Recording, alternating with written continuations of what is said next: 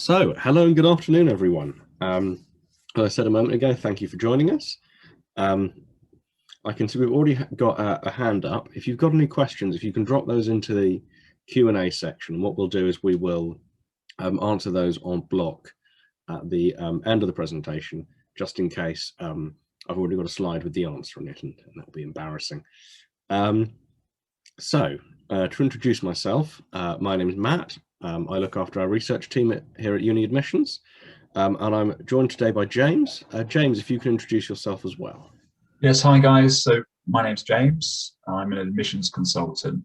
So it's my job to have chats with people, students and parents, find out a little bit about your guys' sort of university plans and to give you some advice and guidance. Fab. Today we're going to be talking about applying to study PPE at Oxford and economics at Oxford and Cambridge. That's what we're on this week. I've got two slides saying the same thing. That threw me for a second there.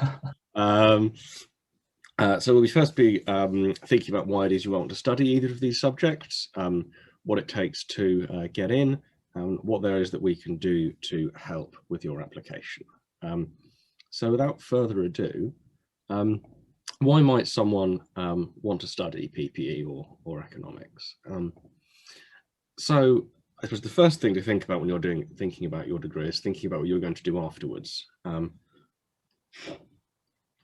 with studying for an MBA, PPE is really the degree for establishing yourself as an important person, certainly in UK politics and government, but also in broader roles across society. PPE really is the degree of prime ministers. I don't think the current one did it, but two or three of the previous set.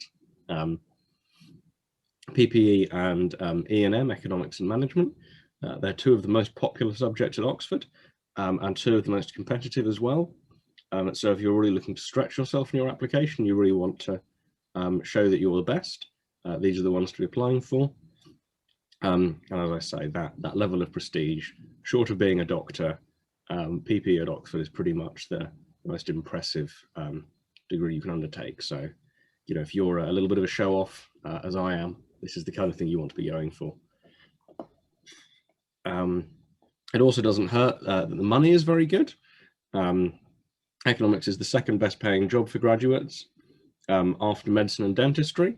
And unlike medicine or dentistry, is only 3 years. So in terms of getting return on your investment, then this is very much the place to be. Again, I wish that's what I had done. So what does it take to get in? So this is sort of where my speciality within the company comes into play. As the head of research, I look after all of our investigations into how to best serve our students. So a lot of this information is based on the official Oxford admissions procedures for PPE. This is a screenshot of the version from a couple of years ago, but we have updated everything in line with this year's latest information. And one of the insights that we've drawn out of this is the pie chart, my favorite part of the presentation that James is going to tell us a little bit about.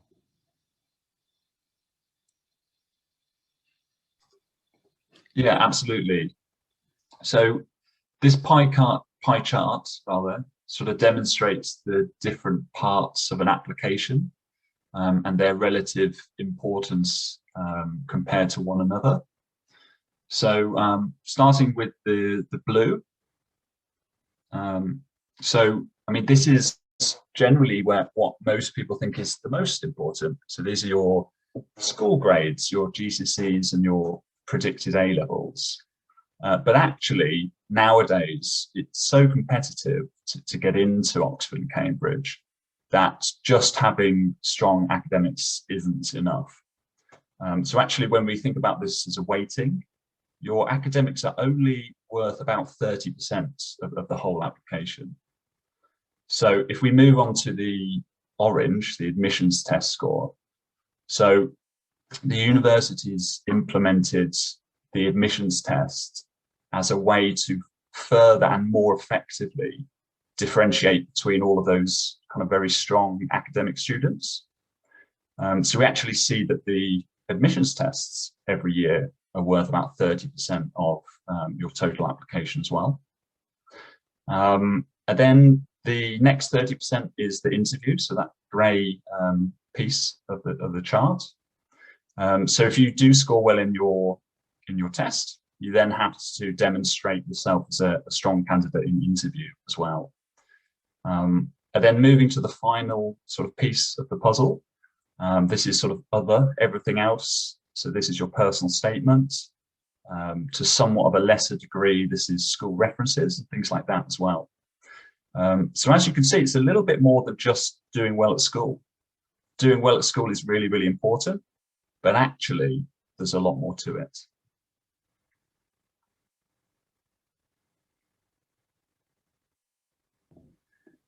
That's me. Fantastic. Fantastic. Thank you, James.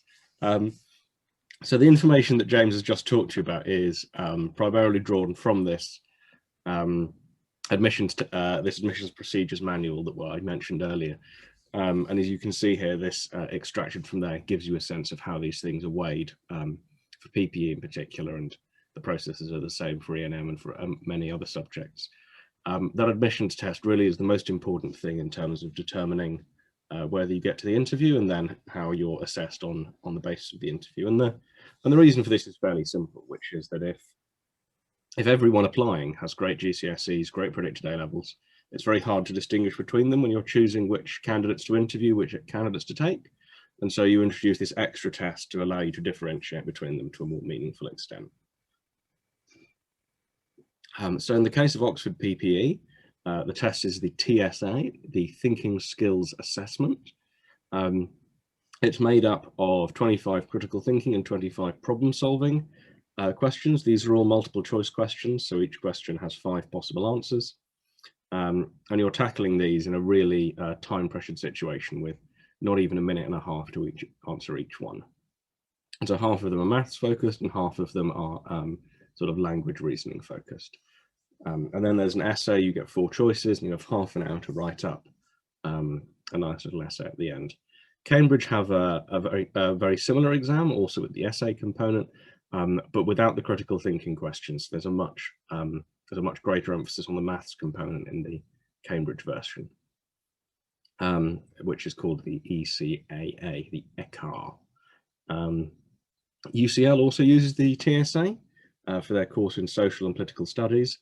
And there are a couple of other places around the world that engage the TSA, but it is really the exam for economics and management and PPE above all else. Now we mentioned it there talking about the ECAA, but our experience is that applicants for PPE consistently underestimate how much maths there is in economics, and they tend to underestimate how much economics there is in PPE on the whole. They'll be very interested in the political and cultural and sort of philosophical questions of economics, but they will not be particularly interested in the graphs. However, this is really quite a bad sign for your application. Our data shows that students who apply with A-level maths get in at a 25% higher rate, and that and that nearly a quarter of people who get an offer from PPE apply with maths, but these people do not make up the appropriate share of the application pool. So doing maths and even further maths makes a really big difference to the quality of your application when it comes to trying to get in for economics. It seems obvious, but you'd be surprised by the number of people who don't put an emphasis on it. And as we say, as we can see here, among offer holders, the average maths grade at GCSE is 8.74. So that really is pretty much as high as you can get. So yeah, really don't forget the maths. This is a mistake so many students that we work with make. Make sure that you're doing further maths if you possibly can be. So if you've done well in the test, the good news is that you've made your way through to the interview. There are 3 kind of key questions, 3 kinds of key areas that are highlighted in the admissions procedures for the interviews for economics and for PPE. They talk about application, so that's being concentrated, having a passion for pursuing a problem, showing that you're really engaged in the subject you're applying to study, being able to make that kind of reasoned argument, work through ideas, but also not get trapped in an unproductive idea. If the interviewer says to you, but have you considered this? Not to say, oh no, I don't care about this new information you brought to me, I'm sticking with my original argument, but being able to adapt and apply yourself to a new set of ideas in an intelligent way. And of course, to make sure that you're communicating in a clear, articulate way, that you can do it not just on paper, but also talking to another person is really key. So drawn from the students we worked with last year and the year before, we have a few examples of interview questions they were asked. So they were asked whether they felt that violent protest could ever be justified, a sort of a hot button topic, certainly earlier this year. That's very much a philosophical question, trying to get you to engage with the broadest possible context of an idea. Looking at political questions, why is it that smoking is still legal even though we know how bad it is for you? Trying to balance the political questions and the philosophical questions around health and state coercion. Even broader questions than these, what areas of philosophy are you interested in? The interview isn't always an interrogation. Sometimes it's finding out about you. And graph and data interpretation questions, simple little things that are about addressing graphs. So you might be shown a graph of long-term rates of inflation. You might be shown a graph of GDP growth and how it intersects with various historical events. Being able to do kind of the math stuff, but also being able to do it face-to-face with another person. And this is one of the areas that students do find somewhat challenging, and it's one of the areas we really work on preparing them for.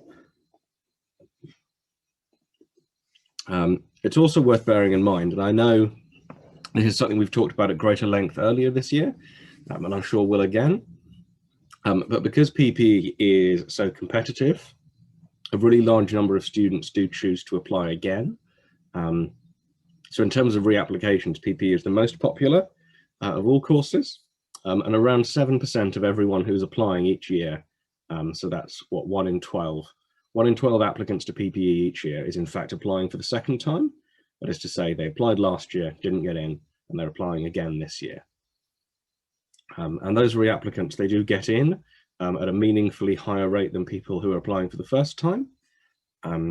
So we would always say, if you end up getting all of those A stars you need at A level, and you're really disappointed not to have got into PPE the first time, it's really worth looking at a second attempt, because your chances of an offer are meaningfully improved, and it's far from unusual as an approach. It's something a lot of students do. And just to add finally to that, this is the reapplication data we have internal to Oxford. So that's people who apply to Oxford in 2010 and then apply again in 2011. It doesn't factor in people who applied to Cambridge in 2010 and then applied to Oxford in 2011. So in terms of Oxbridge reapplication, it's likely that number is even higher, perhaps even as high as 10 or 11%. So I hope that's given you a brief and helpful introduction to sort of how applying for PPE works and the kinds of ideas that we've brought to bear. But James, can you tell us how we can help? Yeah, absolutely. So we are essentially prep schools, so we're supporting students with their applications to these courses at Oxford and Cambridge. We do a very good job of this. So how this process works really is finding out a little bit more about you and your application, what you're hoping to study, how you're doing academically, what you feel your strengths and weaknesses are, for example, and then using that information to recommend a program of support for you.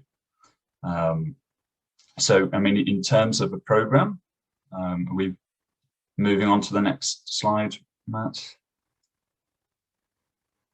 Okay, so there are different components within a program. So the first component is one-to-one tuition. And the idea of one-to-one tuition really is to identify your own strengths and weaknesses within the application process. And our strategy very much is to start early and to work with our students consistently over a longer period of time. There absolutely is a correlation between starting early and preparing in a focused manner and sort of success rates ultimately. So having a one-to-one tutor allows you to work specifically on the areas of the application. So there may be a section of TSA, for example, that you're quite strong at, but perhaps the essay part you're weaker at. So working with a tutor, we identify that, and then we can work on improving that over the period of time that you're with us. That one-to-one tuition also focuses on the other aspects of the application, so interview as well, and a little bit on the personal statement, but particularly with test prep. I mean, to make those incremental improvements in a test score, we've found that it requires the bump of working with an experienced tutor. I always say to people, and for those mathematicians in the room, it's very easy to go from sort of 50 to 55% in a test, but it's very difficult to go from 80 to 85%. And I think it requires working with a tutor in order to do that. We're quite successful in this. Actually, I was aiming to do this as you were speaking, Matt, but yes. We recently actually got a bit of feedback from a student that we worked with last year. So they worked with us on one of our programs. And this feedback, they applied to Oxford for PPE. I'll just sort of give you a little bit of an overview of the feedback that they got from Oxford, actually. I'm just going to read this. It says, your TSA scores placed you first out of your 24 interviewed candidates and among the top scores university-wide, and your achieved results are impressive. So your interview scores were 66 in economics, 17 out of 24, 82 in politics first, and 78 in philosophy first. When all factors were taken into account, this easily qualified you for a place. So I'm just reading that because it's a little bit more concrete, sort of evidence of what working with a tutor can actually do in terms of sort of test score and overall preparation for your application. So yes, one-to-one tuition is the first component of a program. Fab. Thanks, James. The second component that we like to emphasize is obviously it's not just about that time you spend one-to-one with the tutor, it's also about the time you spend focusing on that study on your own, as you get the most out of the tutor if you've been working independently to identify your strengths and weaknesses. So that's where the resources come into play.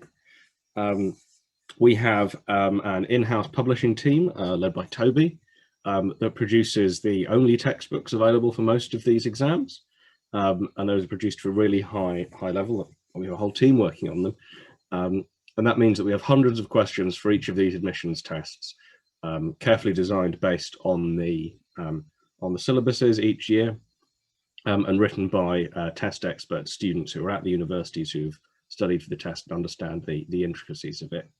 And these are available not only in our textbooks, but also online through our prep portal, which recreates the experience of taking these exams. Some of them are not the TSA, as it happens, but many of them are computer-based for some subjects, and so this is able to accurately reproduce that experience of taking a computer-based test. So we have here a little video clip of the prep portal, which I'm going to play for you all to give you a sense of how it works. So you can see it's divided into these different parts where you're learning, revising, and simulating. So in the Learn section, you can find out all of the key mathematical concepts, we're thinking about maths here today, that you need to be able to take on the exam, these drawn directly from the specification of the test, so that you can make sure you've learned everything you need to know. Then you can revise by practicing relevant questions, looking at questions that are from our library of questions that reproduce the level of difficulty of the tests and test you against the correct material. Here we are still in the context of maths and physics. And in addition to this, you'll then, as I think we're going to see in a moment, able to take the past papers and to work through these, looking at the real questions, understanding the difficulty of the test, the amount of time you would have, really testing yourself against the real thing, as well as against the practice test, so that you can see how you would perform on the day, sort of in advance, which is, as you can imagine, super valuable for students who are tackling these highly pressured exams.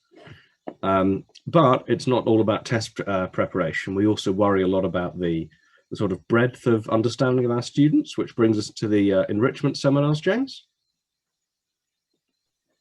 Yeah, absolutely. And I would just say, actually, with regards to the portal, that portal also allows you, particularly with the TSA, where you have an essay-based question, you're able to submit your essays through the portal to receive feedback, which is very useful as well.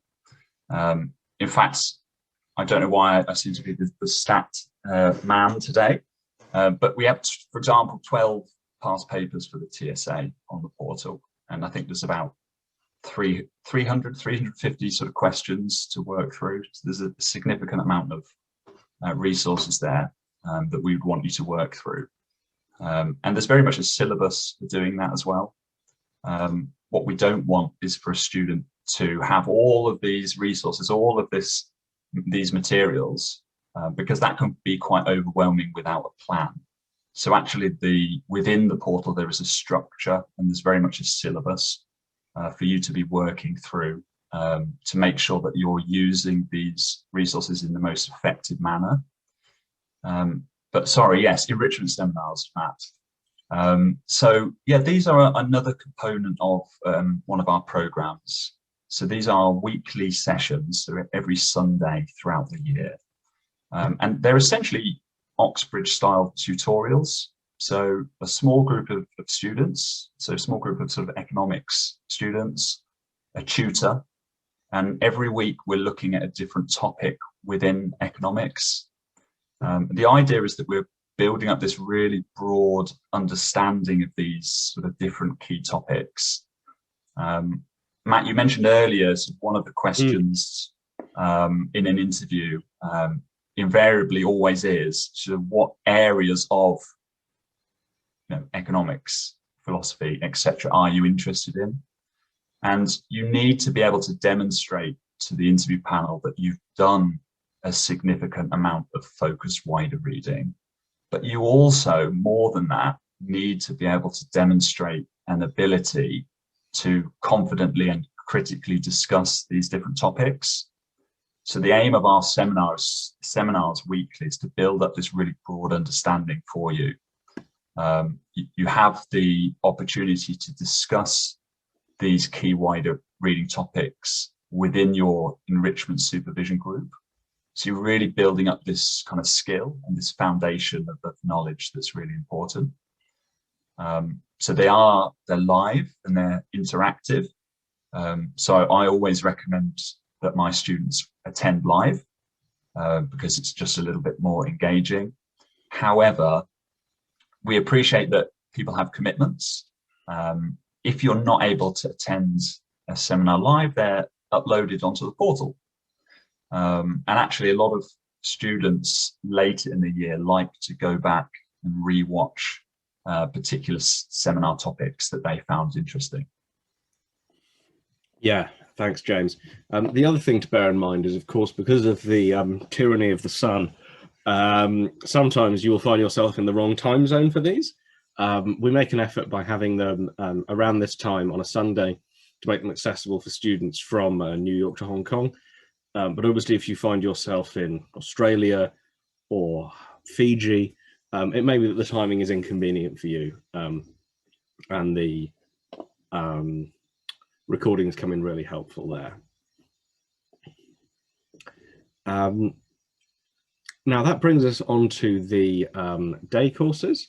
I believe, is this one of the ones I've got ticked for you, James? Yes, it is. Tell us about the day courses. I'm sorry to give you two in a row.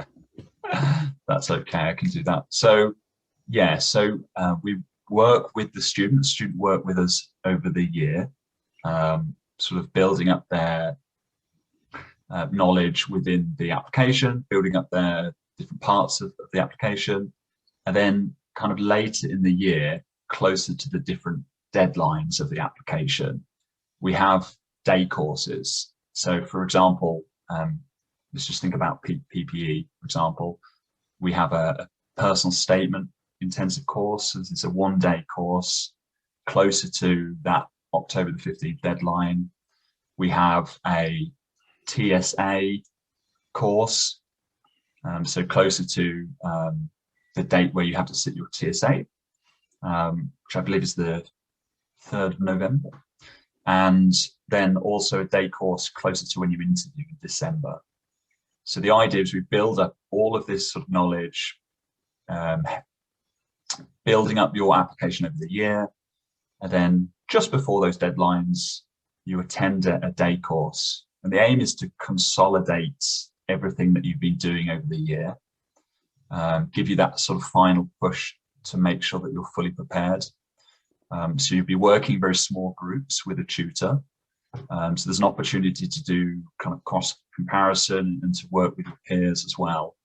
But we find this is a really good way to kind of end the year, as it were, sort of closer to those different deadlines, give you that final push to make sure that you're fully prepared. Yeah. Yeah, it really helps to have that little bit of final push towards the end of the year. And as much as anything else, our experience, particularly over the last year or so, has been that students do really miss spending time with one another, having that kind of personal contact. And events like these, whether in person or digital, the chance to know that you're not the only person applying, that there are other people there who you get on well with, who you like, it can really help enhance your sense that you want to do the course, because you realize that there are going to be people there who you already find engaging and likable once you arrive. Now we're really pleased to say that all of this, it does work. Our latest information suggests that our students get in at roughly 3 times the rate of ordinary Oxford applicants, that is to say students who don't come and work with us. And that number is really well supported, in contrast with even some of the top schools in the country. We're able to get offers to Oxford and Cambridge. I've got the Oxford data here because it comes tidier. We're able to get our students into Oxford at a higher rate than Eton or even Westminster. Our playing fields aren't as nice, but our fees are somewhat lower. So, goes both ways. But that's something we take real pride in. Now, we don't want to, from everything we've said, give the impression that we care only about grades. Obviously, grades are important, test performance is important, but really the most important thing to us is the attitude the student brings to us. We would far rather have students who are motivated and have slightly poorer grades than students who are lazy and arrogant with better grades. I was very much one of the lazy and arrogant sort, and I didn't get in, at least the first time. And so when it comes to our recruitment process, we want to reflect what these elite universities care about, and that's both your passion as well as your ability. And given the choice, we're always going to pick passion over ability at the margin, because it's much easier to make someone capable than it is to make them care, which is really important to us, and is a really key element to the consultations that James and the rest of the team do, making sure that it's not just that the student is right for us, but that our philosophy is right for the student. On this note, we also have what we call the Student Honour Code. This is a process that's all about making sure that students are held accountable for their own learning. This means that we ask students to make sure they make the most of the resources, that they keep up with the timetable we put in front of them, and that they treat their tutors in a professional manner. This is the story I tell every week, but one of our top tutors is a PhD mathematician at Oxford, genius mathematician, terrible at admin. And so every time that someone cancels an appointment with him or is late, it turns into a huge panic for me and the rest of the team to have to deal with, because he's very good at maths and he's not really very good at anything else.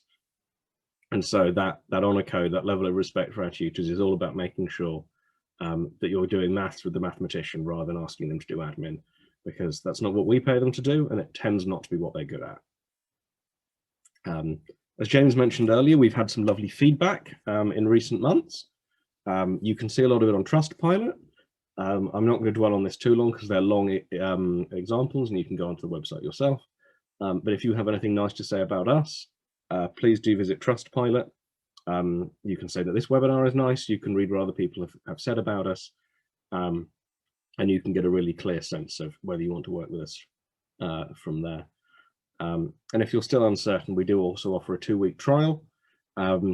So if after 2 weeks it turns out that we're not right for you, you're not right for us, the whole relationship doesn't feel good, that's absolutely fine. We'll let you walk away, and there'll be a full refund available to you on all our programs in that 2-week period. So that brings us to the end of the slides. We have just enough time to take a few questions. Obviously, the most important thing is that if you've enjoyed this and you'd like to know more, please do get in touch by booking a consultation. There's a lovely little animation that should be showing you how to do it now, so that you can speak to James or Will or other James or indeed other Will, one of our large team of consultants, to help you figure out what's best for you. James, can you tell us a little bit more about these consultations? Yeah, absolutely. So I guess this is an opportunity for us to find out a little bit more about you. As I said earlier, we want to establish what your plans are, what your university plans are. But really, I want to get a sense of, okay, yes, academics are important because there is clearly a minimum standard that you need to be able to meet. But beyond that, it's very much about your attitudes and your motivations to study these subjects, because that's really important for, you know, Oxford and Cambridge too. They want students who have potential. So that's something that I am interested to find out from students and sort of from parents when I speak to them. So finding out a lot about you and how your application's going, where you feel you need the most support, what you've been doing so far in preparation. You know, have you been doing any mock testing? Is today the first time you even sort of engaged with your application? Those kind of things are really important for me to get an understanding of, so that I can recommend the correct program of support for a student to give them the maximum chance of being successful, you know, this year. Ultimately, Matt talks about our success rates, which are very, very high. So we're very proud of them, but equally we're protective of them as well. So I want to make sure that the students that we work with, you know, are a good fit for us, but equally that we're a good fit for you as well. So that's what we do in a consultation. That's sort of your initial thing that happens in this process. You have a chat with me or one of my colleagues, and then we sort of take next steps from there. Okay, back to you, Matt. Yeah, fab. Thanks, James. We've got a couple of questions that have come in. Please do drop any questions you have into the Q&A bar. We'll get through as many of those as we can in the few minutes remaining to us. And otherwise, as James says, best to get in touch with us through the consultation, where we'll be able to answer questions that are unique to you as a candidate, rather than offering you the kinds of generalities that we're forced to in this format. So Lewis Chan asks, if I'm reading first year economics and philosophy at LSE and reapply to Oxford instead of taking a gap year, will it affect my chances? So this is an interesting question. A few people have asked questions along these lines recently. I guess what I would say is you can reapply while you're at another university. Now, the downside of this is you're almost certainly going to have to pay your fees for that year at that first university.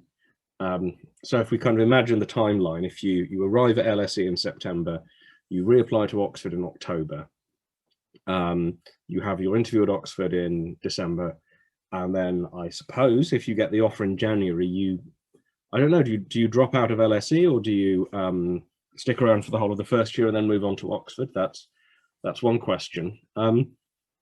Absolutely, you can do it.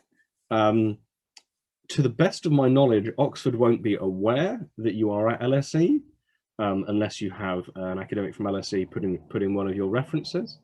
But I would say that LSE is a very good university indeed. And so there's nothing wrong with sticking with LSE.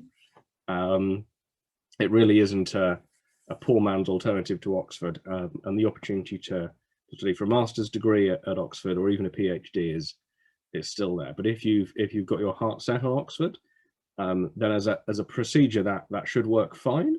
And in terms of increasing your chances of getting that into Oxford in those circumstances, it will be all about making sure that you're really bringing to bear the things that you've learned during that brief time at LSE into your application, and really nailing the TSA again, so you can get to the interview and then really show what you can do. But again, your chances of getting into PPE, it's still a very competitive course. So in some respects, I would encourage you to do it, but bear in mind there's still every chance that you will not get into Oxford a second time round. And so I would try and be as positive about LSE as you can. It really is very good. I'm not sure how much I can do to reassure you on that front, but it's a damn good university. I didn't go to LSE, to be clear. I went to King's over the road, a somewhat less good university, before I eventually went to Cambridge for my master's degree. We got a question from, and please do drop any questions in. We've still got another 3 or 4 minutes before this meeting comes to an end, so please do get them in before we run out of time. We've been asked where the admission procedures document came from. So that was obtained using a Freedom of Information request. So it isn't freely available online because it was my Freedom of Information request. But if you send in a message to the FOI office at Oxford, they will be able to release it to you as well. They may even have a more up-to-date one other than the one that we screenshotted, so you'll be able to get the absolutely up-to-date information that we're also working from. But that's not one that's publicly available unless you ask for it, which is a big part of what we do here in terms of research. Are there any questions that, well, we haven't had very many today. Were there any questions that you were ready to answer, James, that we haven't been asked? Well, one of the questions that I often get asked is, when is the best time to start my preparation? And as I said earlier, there is a correlation between starting early and being successful in this process. The reality is it's very competitive. If you want to be, in the case of PPE, if you want to be one of those 12% of people who do ultimately get an offer, you have to be doing something different than the 88% of people who don't get an offer. I think that's quite logical.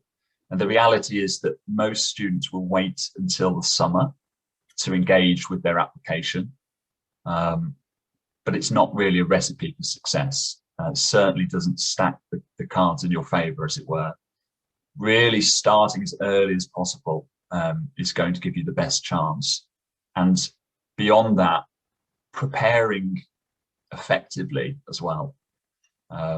That's where a lot of the feedback that I get from students is that having structure in this process is one of the most valuable things. To buy a book and then to try and plan a roadmap for the rest of your year yourself that's quite daunting. It's quite difficult. The aim of our program really is to take away those issues. So instead of worrying about what I need to do, when I need to do it, just do it. Not sure if we're going to be get a legal notice from Nike for that statement there, Matt. But basically, yeah, it's better to have a structure. Yeah, thanks, James. That brings us to the end of the time we've got today. Thank you so much, James, for joining me. It's been lovely to see you, to speak to you, to talk to all of these marvelous people who've joined us. We'll be back with another of these in the near future. But thank you so much for coming along, and we will speak to you in due course in one of those consultations that then like you're going to book. So say goodbye, James. Bye, guys. Hopefully speak to you soon. It's goodbye from me as well. Goodbye, everyone.